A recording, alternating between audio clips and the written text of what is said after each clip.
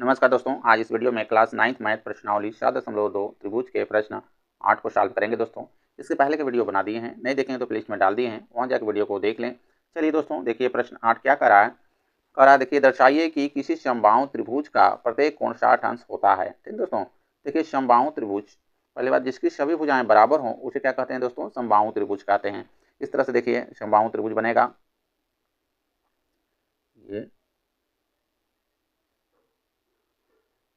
ये दोस्तों ये समबाहु त्रिभुज है। ठीक दोस्तों, इस तरह से इसका नाम देखिए, मान लेते हैं ये ए है, ये बी है इधर, और ये सी है दोस्तों, यहाँ आगे बढ़ गया है, ये सी है। ठीक दोस्तों, दर्शाइए किसी समबाहु त्रिभुज का प्रत्येक कोण 60 अंश का होता है। यानी हमको सभी कोण जो ये है इसको दिखाना है कि ये भी 60 अंश है, ये भी 60 अंश है और ये भी 60 अंश है। ठीक दोस्तों, ये दिखाना है। इसमें देखिए जो दिया है दोस्तों, वहाँ से स्टार्ट करेंगे पहले।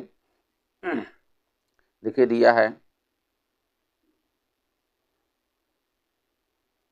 है दोस्तों, त्रिभुज ए बी सी, त्रिभुज ए बी सी समबाहु त्रिभुज। ठीक है दोस्तों, या तो इस तरह से लिख सकते हैं समबाहु त्रिभुज ए बी सी, समबाहु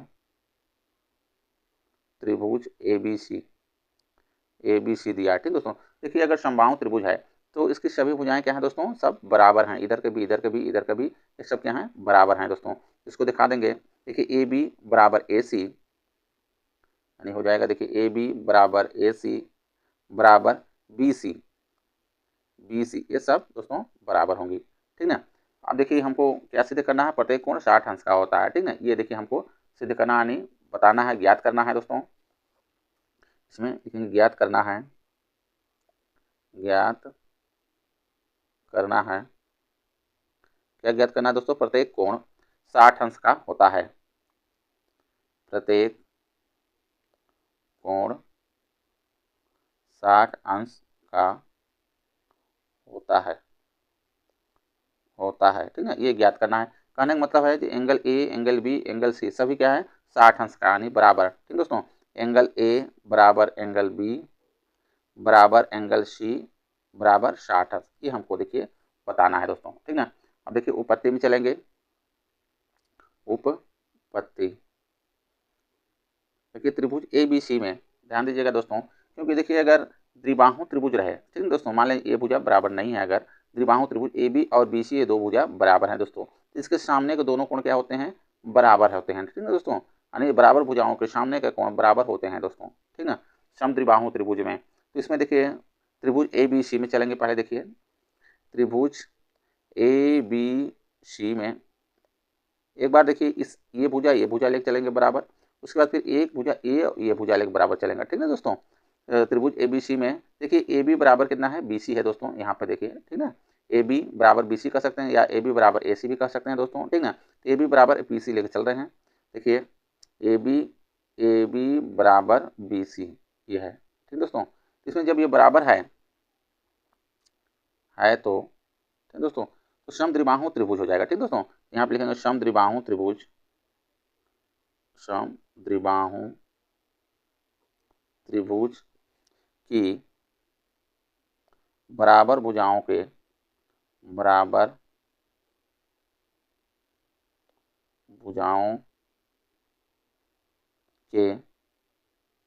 सामने का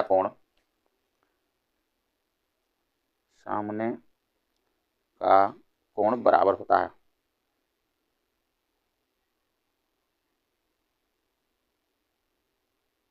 बराबर होता है।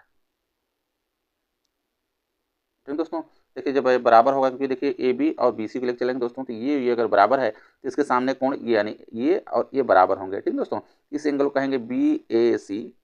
ठीक ना, एंगल देखिए एंगल बी ए सी बराबर, इस एंगल को बोलेंगे यहाँ का इधर वाला बी सी ए। ठीक दोस्तों, एंगल बी सी ए। और देखिए इसको ये भी कह सकते हैं, क्योंकि एंगल ए को कह रहा है तो यहाँ पर देखिए एंगल ए बराबर कह सकते हैं एंगल सी। समीकरण इसको एक बना दीजिए दोस्तों। ठीक है, अब इसी तरह देखिए समीकरण त्रिभुज ए बी सी में पुनः चलेंगे दोस्तों। ठीक है, पुनः त्रिभुज ए बी सी में ठीक दोस्तों, अब इसमें देखिए दो भुजा फिर से लेकर चलेंगे। कोई भी दो भुजा ले लीजिए। ठीक है दोस्तों, अगर ये लेते हैं, अगर ये बराबर है दोस्तों, तो इसके सामने के दोनों कोण क्या होंगे? बराबर होंगे दोस्तों। ठीक ना, तो यहाँ पे देखिए ए बी बराबर ए सी ठीक ना।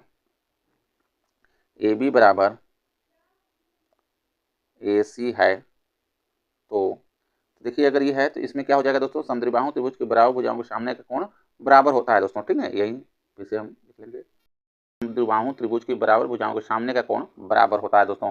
देखिए हम कौन कौन सा भुजा लिए हैं, ए बी और ए सी देखिए बराबर है दोस्तों। ये कोण और ये कोण दोनों बराबर होंगे, इस कोण को कहेंगे ए बी सी और इसको बोलेंगे ए सी बी, ठीक है दोस्तों। ये दोनों बराबर हो जाएंगे। एंगल ए बी सी बराबर एंगल ए सी बी, ये दोनों बराबर, इसको समीकरण 2 बना लेते हैं दोस्तों। नहीं, इसको देखिए ये एंगल बी इसको कह सकते हैं और एंगल इसको सी कह सकते हैं, ठीक दोस्तों। तो एंगल बी बराबर एंगल सी, समीकरण 2 बना लेते हैं, इसको 2 बना लेते हैं। अब देखिए समीकरण 1 और समीकरण 2 में देखिए, समीकरण 1 में देखिए एंगल ए बराबर एंगल सी है दोस्तों। अब इसमें देखिए एंगल बी बराबर एंगल सी है, ठीक दोस्तों। जब सी देखिए यहाँ ए के बराबर भी है और सी यहाँ बी के बराबर है, तो कह सकते हैं कि समीकरण 1 और 2 से ये तीनों क्या है, एंगल बराबर हैं दोस्तों, ठीक ना। समीकरण 1 और 2 से, समीकरण 1 और 2 से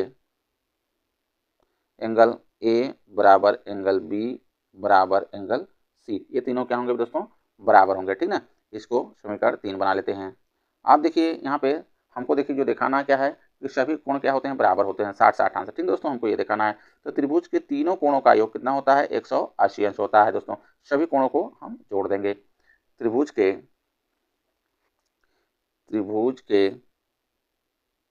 तीनों कोणों का योग दोस्तों कितना होता है, बराबर 180 अंश होता है। अब सभी को हम जोड़ देंगे। देखिए एंगल ए के लिए यहाँ पे ध्यान दीजिए, एंगल ए के लिए बी ए सी, ठीक दोस्तों, बी ए सी, एंगल बी ए सी, ध्यान बी के लिए देखिए यहाँ पे बी के लिए angle A B C, angle A B C, ध्यान, ठीक दोस्तों। अब सी के लिए देखिए एंगल बी सी ए लिख देंगे, एंगल बी सी ए बराबर 180 अंश। लेकिन देखिए सभी का मान क्या है, 1 है, ठीक दोस्तों। किसी भी कन्वर्ट कर सकते हैं, ए में ही कर दीजिए क्योंकि सब क्या है, तो एंगल ये सभी बराबर है दोस्तों, ठीक ना। यहाँ पे हो जाएगा देखिए एंगल बी ए सी कर सकते हैं, बी ए सी इसको भी कर सकते हैं, बी ए सी इसको भी, या तो कह देंगे एंगल ए, डायरेक्ट इसको लिख दीजिए एंगल ए, एंगल ए कर सकते हैं दोस्तों, बराबर हो जाएगा 180 अंश। इस तरह से आगे दिखा दीजिए समीकरण 3 से, क्योंकि समीकरण 3 में क्या है दोस्तों, सभी ये बराबर हैं। समीकरण 3 से, ठीक दोस्तों। अब देखिए सबका इधर का योग कर देंगे, 1 2 3 है, 3 एंगल ए हो जाएगा बराबर 180 अंश, ठीक दोस्तों।